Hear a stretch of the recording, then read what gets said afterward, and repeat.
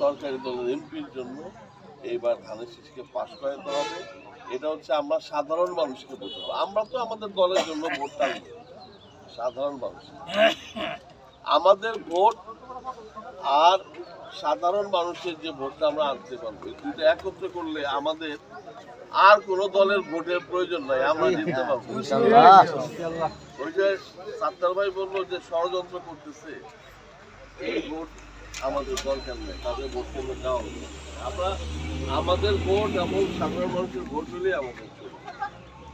উপস্থিত ভাইরা, এখন আমি আপনাদের যে যে জিনিসগুলা যে কাজগুলো আপনাদের এইখানে করতে হবে তার একটা মোটামুটি ভাবে আমি দু একটা মিটিং করে টের পাইলাম যে কি করতে হবে, এটা মাথায় নিয়ে রাখছি।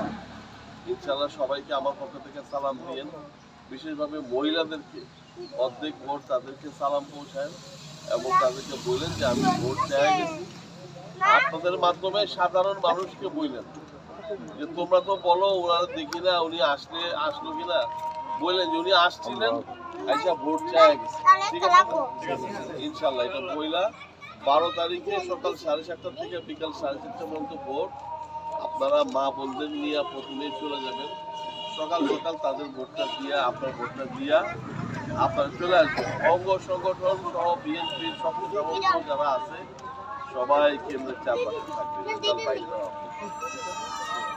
এই কথা বলে আপনাদের সবাইকে ধন্যবাদ জানাই আমি শেষ করছি।